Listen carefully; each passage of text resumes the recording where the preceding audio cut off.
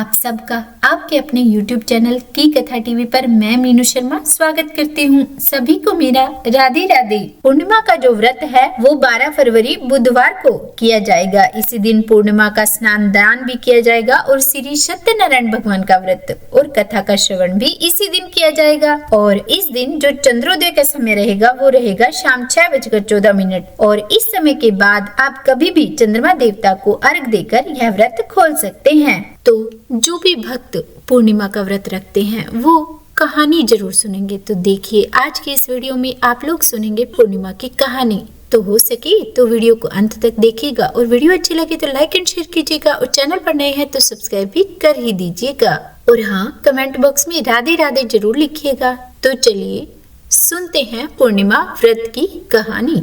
यह द्वापर युग की बात है। एक समय माता यशोदा श्री कृष्ण भगवान से बोली कि हे कृष्ण, तुम सारे संसार के उत्पन्न करता, पोषक और संहार करता हो, तो ऐसे में मुझे कोई ऐसे व्रत के बारे में बताओ जिसे करने से मृत्यु लोक में स्त्रियों को विधवा होने का भय न हो, साथ ही वह व्रत सभी प्रकार की मनोकामनाएं पूर्ण करने वाला हो। तब माता यशोदा से श्री कृष्ण भगवान बोले कि हे माते, आपने बहुत ही सुंदर प्रश्न किया है। अब मैं आपको ऐसे ही एक व्रत के बारे में बताता हूँ, आप इसे ध्यान पूर्वक सुनिएगा। यह है पूर्णमासी का व्रत। पूर्णमासी का यह व्रत बहुत ही फलदायी है। सौभाग्य की प्राप्ति के लिए स्त्रियों को 32 पूर्णमासी का व्रत रखना चाहिए। यह व्रत रखने से उन्हें सौभाग्य, सुख, संपत्ति का आशीर्वाद प्राप्त होता है। यह व्रत अखंड सौभाग्य देने वाला है तथा इस व्रत को करने से भगवान शिव के प्रति मनुष्य मात्र की भक्ति बढ़ती है। ऐसे वचन सुनकर माता यशोदा ने श्री कृष्ण से कहा कि हे कृष्ण, इस व्रत को मृत्यु लोक में सर्वप्रथम किसने कहा था, इसके बारे में भी मुझे बताओ। तब श्री कृष्ण भगवान बोले कि हे माते, इस पृथ्वी पर एक कांतिका नामक नगरी में एक धनेश्वर नामक ब्राह्मण रहता था। वह अपनी पत्नी के साथ बड़े ही प्रेम भाव से रहता था। उनके घर में धन धान्य की कोई कमी नहीं थी, परंतु उनके जीवन में बहुत बड़ा दुख था। उसका कारण यह था कि उनकी कोई संतान नहीं थी, जिसके कारण वे अत्यंत ही दुखी रहते थे। एक समय की बात है, एक बड़ा तपस्वी उस नगरी में आया। वह तपस्वी योगी उस नगरी में उस ब्राह्मण के घर को छोड़कर बाकी सभी घरों से भिक्षा मांगकर भोजन करता था। एक दिन उस योगी ने ब्राह्मण की पत्नी द्वारा दी गई भिक्षा को नहीं लिया और उन्हीं के घर के पास से किसी दूसरे घर से भिक्षा लेकर नदी किनारे जाकर वह उस भिक्षा में मिले भोजन को बड़े प्रेम से खाने लगा। धनेश्वर योगी ने जब यह सब कुछ देखा तो वह बड़े दुखी मन से उस तपस्वी के पास गया और उनसे पूछने लगा कि हे महात्मा, आप सभी घरों से भिक्षा लेते हैं परंतु मेरे घर से क्यों नहीं लेते, कृपया इसका कारण बताइए। तब उस तपस्वी ने कहा कि निसंतान के घर की भिक्षा, पतितों के घर से जो भी अन्न ग्रहण करता है वह खुद भी पतित हो जाता है और तुम निसंतान होने के कारण पतित हो। धनेश्वर यह बात जानकर बहुत ही दुखी हुआ और हाथ जोड़कर तपस्वी के पैरों में गिर पड़ा तथा उनसे बोला कि मुझे पुत्र प्राप्ति का कोई उपाय बताइए। ब्राह्मण की बात सुनकर वह तपस्वी योगी कहने लगा कि हे ब्राह्मण, तुम देवी चंडी की आराधना करो।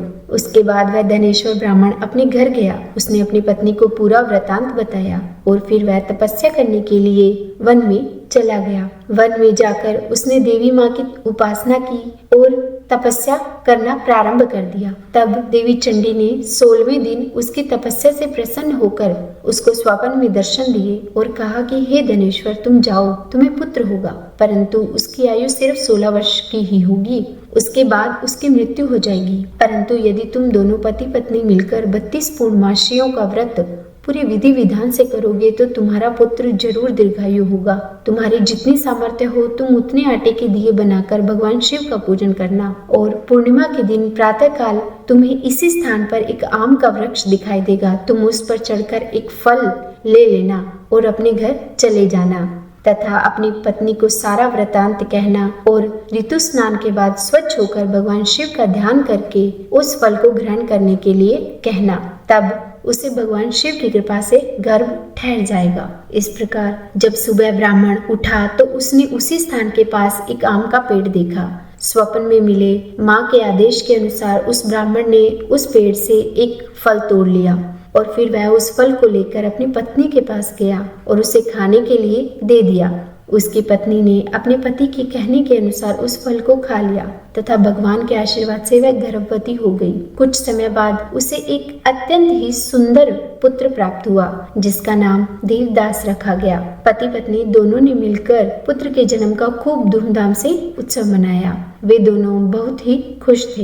देवी चंडी की कृपा से वह बालक बहुत ही सुंदर, सुशील और विद्या में निपुण था। देवी की आज्ञा के अनुसार उसकी माता ने अपने पुत्र के लिए पूर्णमासियों का व्रत रखना प्रारंभ कर दिया था। जब वह 16 वर्ष का होने लगा तब देवीदास के माता पिता को बड़ी चिंता हुई। उन्होंने सोचा कि अगर उनके सामने उनके पुत्र की मृत्यु हो जाएगी तो वह यह कैसे सहन कर पाएंगे, और उन दोनों ने मिलकर देवीदास के मामा को बुलाया। सारा प्रबंध करके माता पिता ने काशी जाने के लिए देवदास को घोड़े पर बिठा दिया, परंतु यह बात उसके मामा को नहीं बताई कि देवदास की उम्र 16 वर्ष तक की ही है, जो कि पूरे होने वाली है। और फिर उन्होंने उसको उसके मामा के साथ पढ़ने के लिए काशी भेज दिया। उधर धनेश्वर ने अपनी पत्नी के साथ पूरी श्रद्धा से अपने पुत्र की मंगल कामना और दीर्घायु के लिए 32 पूर्णमासियों का व्रत पूर्ण किया। कुछ समय के बाद एक दिन वे दोनों मामा भांजे रात्रि में विश्राम करने के लिए किसी गांव में ठहरे। उस दिन उस गांव में एक ब्राह्मण की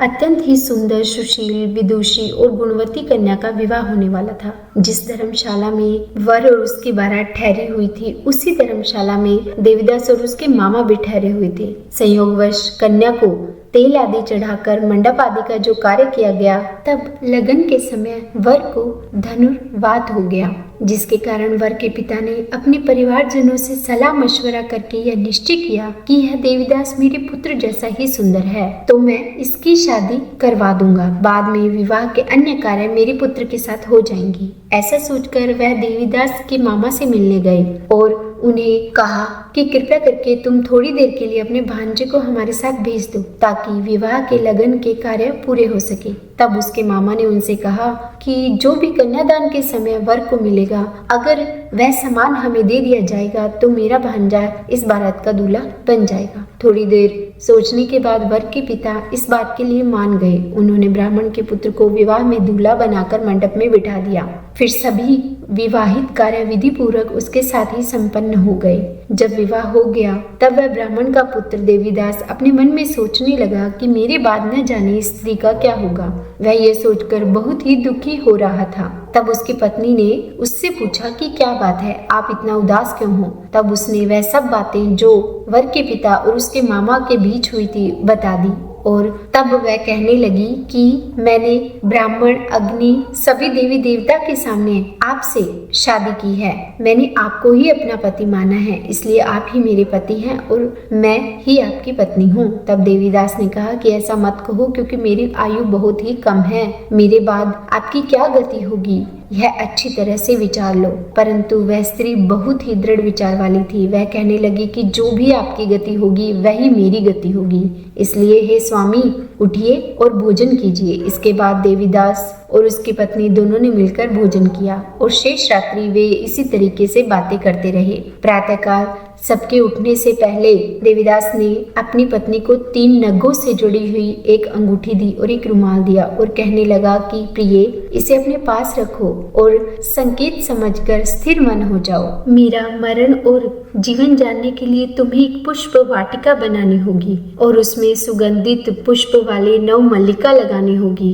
तुम्हें उसे प्रतिदिन जल से सींचना होगा और तुम आनंद के साथ अपने घर में रहना। जिस समय मेरी मृत्यु होगी उस पल यह सारी पुष्प वाटिका सूख जाएगी और जब यह फिर से हरे हो जाएंगे तो यह जान लेना कि मैं जीवित हो गया हूँ। ऐसा समझाकर वह वहां से चला गया। प्रातःकाल होते ही वहां पर गाजे बाजे बजने लगे और विवाह के कार्य समाप्त करने के लिए वर और सभी बाराती मंडप में आए। तब कन्या ने अपने पिता से कहा कि यह मेरे पति नहीं है, मेरा पति तो वही है जिसके साथ मेरा विवाह हुआ है और इनके साथ मेरा विवाह नहीं हुआ है। कन्या की यह बातें सुनकर वर अपना समूह लेकर वहां से चला गया और सारी बारात भी अपमानित होकर वहां से लौट गई। तब भगवान श्री कृष्ण माता यशोदा से बोले कि मैया, इस प्रकार देवीदास काशी विद्याधन के लिए चला गया। जब कुछ समय बीत गया तो काल से प्रेरित होकर एक दिन एक सांप रात के समय उसे डसने के लिए आया और उस विषतर के प्रभाव से उसके सोने का स्थान चारों ओर से विष की ज्वाला से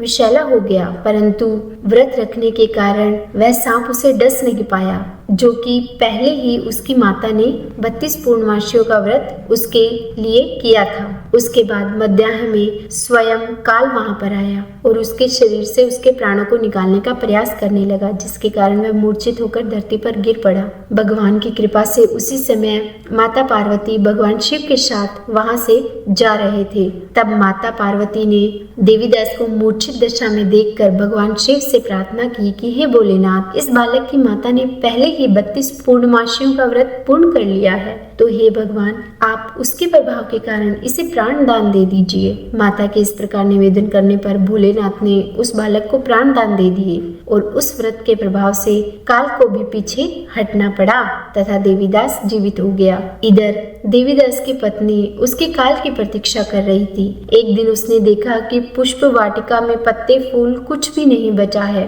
और कुछ समय बाद उसे देखकर बहुत ही आश्चर्य हुआ कि वह पहले जैसी ही हरी भरी हो गई है। तब उसे समझ आ गया कि उसके पति पर जो संकट की छाया थी वह हट चुकी है। वह बड़ी ही प्रसन्नता से अपने पिता के पास जाकर बोली कि पिताजी, मेरे पति जीवित हैं, अब आप उन्हें ढूंढिए। उधर जब 16वां वर्ष देवीदास का बीत गया तब वह भी अपने मामा के साथ काशी से वापस चल पड़ा और इधर जैसे ही उसके ससुर उसे ढूंढने के लिए अपने घर से जाने वाले थे, वे दोनों वहां पहुंच गए। उन्हें देखकर देवीदास का ससुर बहुत ही प्रसन्न हुआ। कुछ दिन अपने ससुराल में रहने के बाद देवीदास अपनी पत्नी और मामा के साथ ढेर सारा धन और उपहार लेकर अपने घर के लिए चल पड़ा। जब वे सब अपनी नगरी के पास पहुंचे तो कुछ लोगों ने उन्हें देखकर उनके माता पिता को पहले ही जाकर बता दिया कि तुम्हारा पुत्र अपनी पत्नी और मामा के साथ वापस आ गया है। ऐसा समाचार सुनकर देवीदास के माता पिता को पहले तो विश्वास ही नहीं हुआ, पर जब उन्होंने खुद जाकर देखा तो उन्हें बहुत ही खुशी हुई। देवीदास ने अपनी पत्नी के साथ अपने माता पिता के चरण छूकर उनका आशीर्वाद प्राप्त किया। इस प्रकार देवीदास के माता पिता ने जब इस चमत्कार को देखा तो उन्होंने अपने घर पर बहुत सारे ब्राह्मणों को बुलाया और यथासंभव अपनी सामर्थ्य के अनुसार उन्हें दान दक्षिणा देकर प्रसन्न किया। भगवान श्री कृष्ण माता यशोदा से बोले कि हे माता, इस प्रकार 32 पूर्णमासियों के व्रत के प्रभाव से धनेश्वर को पुत्र प्राप्त हुआ और बाद में उसका पुत्र दीर्घायु भी हुआ। इस प्रकार जो भी स्त्रियां इस व्रत को रखती हैं वह जन्म जन्मांतर तक वैधव्य का दुख नहीं प्राप्त करती तथा सौभाग्यवती ही रहती है। यह मेरा वचन है, इसमें कोई संदेह नहीं। यह व्रत पुत्र और पोत्रों को देने वाला है तथा सभी मनोकामनाओं को पूर्ण करने वाला है और वे सभी इच्छाएं भगवान शिव की कृपा से पूर्ण हो जाती हैं। तो बोलिए श्री कृष्ण भगवान की जय। हे भगवान, अगर इस कथा को कहने, सुनने या हुकारा भरने में हमसे कोई गलती हुई हो तो हमें क्षमा करना।